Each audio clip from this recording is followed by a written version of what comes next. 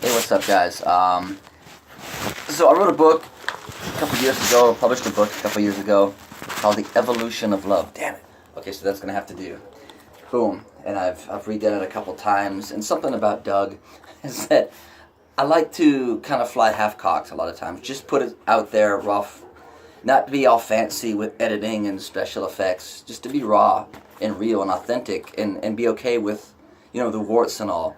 There's a poem that I loved in high school called Pie Beauty, and the concept there is not to find in beauty in perfect, but in beauty in imperfection.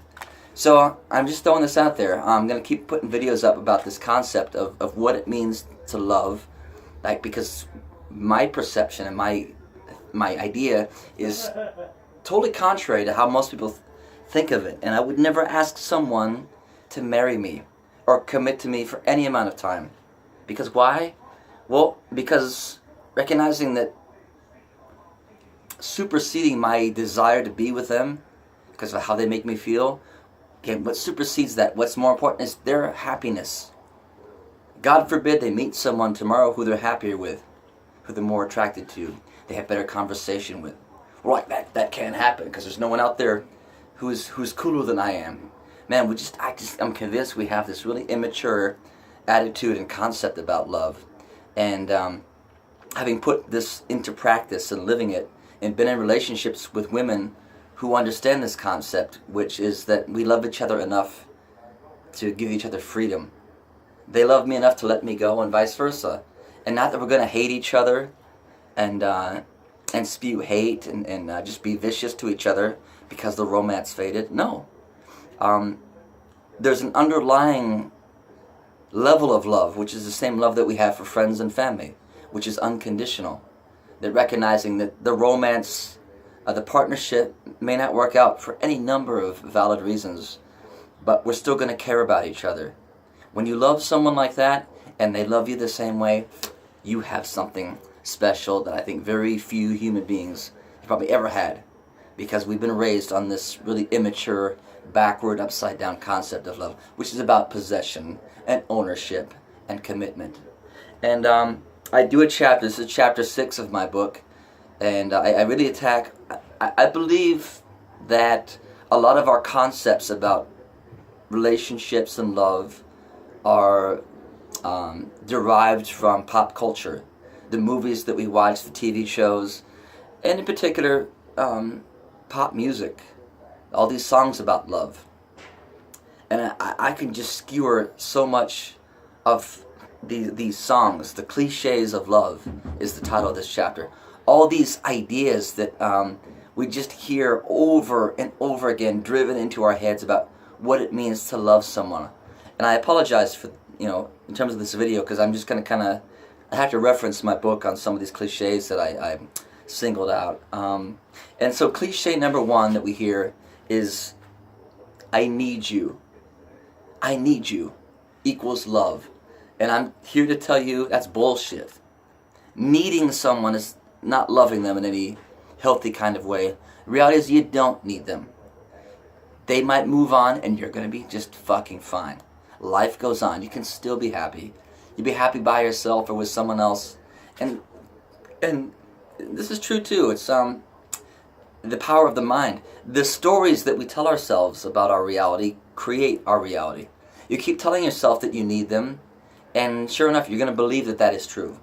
And so when that relationship crumbles, you're going to feel like it's the end of the world. Well, I needed you and now you're gone. And so we create our own prison, our own purgatory in that way. If you're going to love them in a healthy, fun way, you must be mature enough to recognize you don't need them. You want to be with them. Yes, that's great. Love is about wanting, not about needing. And this is a lie anyway. Again, you don't need them. You need food, water, air. You need friendship, relationships, but not that specific partner. Because the other thing is too, they could die tomorrow. They could die. So what, then your life is over? You're going to go kill yourself now? That's bullshit. So just stop telling yourself that and stop thinking that. And let me just kind of read my book, what I wrote about that. We've all been through breakups that made us feel like we could not be happy again. And we've seen friends go through such breakups as well. So I know that people oftentimes actually do think this way and can't convince themselves that they will possibly be happy again. But what ultimately happens? Time passes, and so does the pain. It always does. It may take weeks or months, hopefully not years, but one day we wake up and realize we're just fine. On some level, we know that the pain will pass. So it really is a kind of insanity to keep telling ourselves that we can't be happy without that person. And all that time that we spend feeling depressed or being closed off to loving again was time squandered. I want to help people get through this phase of grief faster and get open to love once again. So wouldn't it be great to shorten the duration of this insanity that we impose on ourselves? We know that logically and rationally that life goes on, and of course we will be happy again. Part of the problem is that okay, let's skip that part because I kind of talking about that concept. The first step in being able to move on is simply to recognize that we have the power with our conscious mind to summon positive emotions. Regardless of your circumstances, you can summon happiness and joy and gratitude right now. I can't tell you it's easy. I can't tell you it's doable, and it's worth striving for. Figure it out. Breakups can be very emotional, but the sooner we can heal and mend, then the sooner we can get back in the game and on to the next relationship. Thus we will live more fulfilling lives, and the lives of those we love will be more fulfilling as well.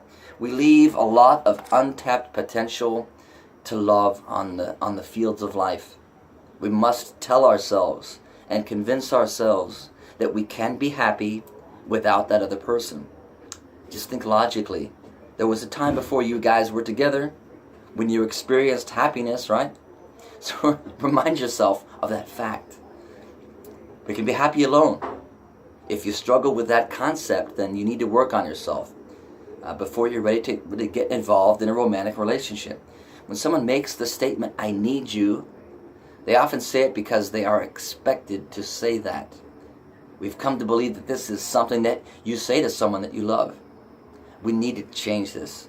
By constantly making this statement out loud because it is expected, we inevitably come to believe that this is the truth. But evolved divine love, as I define it later, has nothing to do with need. Somehow we've come to accept the expression "I need you" is not only healthy, but an actual requirement in a loving relationship. And I call bullshit. We need to change the way we think and the way we communicate. We are confusing want with need. Perhaps people think need is essentially want taken to the highest degree, but I would argue that they are two completely different things, and it's important to distinguish the two. So let's think about the phrase, "I need you." Do we really need someone else in order to sustain life and happiness? Of course not. What we need are, again, water, air, food. Beyond that, not much else is required to live. So let's jump ahead. I mean, that expression of "I need you," "you can't leave me," "I need you, I'll die without you," that's 100% selfishness. That's the act of putting shackles on that person. So that's the opposite of loving them. When you love someone in a healthy way, like a parent loves their child, it entails freedom. I use this example repeatedly. I think it's a good one. Look, the vast majority of parents love their children unconditionally.